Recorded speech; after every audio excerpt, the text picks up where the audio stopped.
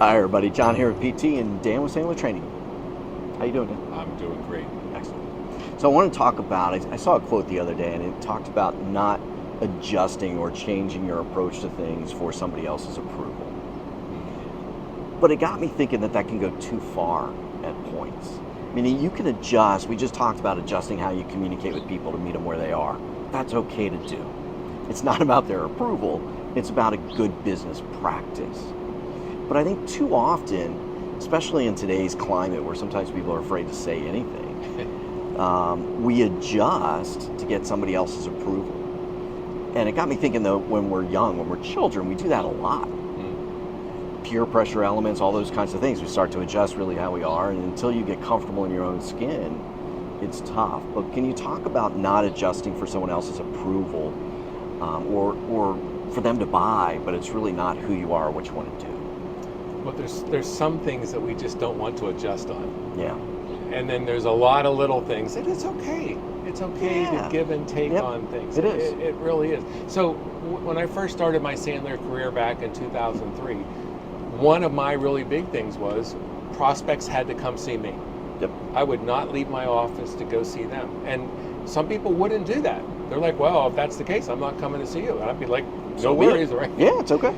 I'm not like that today because things have changed. Sure. My life has changed, who I am has changed.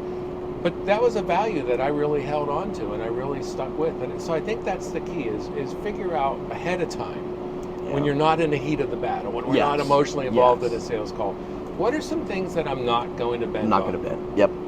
Write that down, and then when push comes to shove and you actually have to plant your feet, oh man, that's when everything aligns and it's like it's a spotlight on you and you get to decide, am I going to hold true to who I am or am I going to bend? Yes. And when you hold true, it's amazing the steel in your backbone you get, how your self-image, confidence comes out, all that stuff.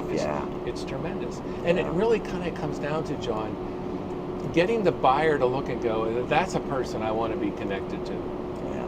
I remember when I was a young salesperson and somebody was pushing me on price and things.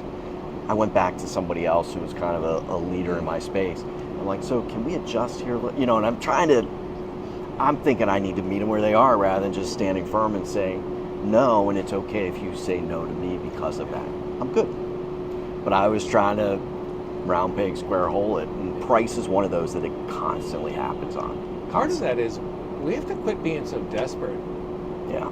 If someone buys from you, great. If someone doesn't buy from you, great. Who cares? At the end of the day, do you believe, hey, I'm going to make my sales quota, I'm going to make my money, I'm going to do what I need to do. I don't care if you buy from me or not. Don't say that. But yes, that's the mentality. Yeah, and because when we become desperate, we do stupid stuff.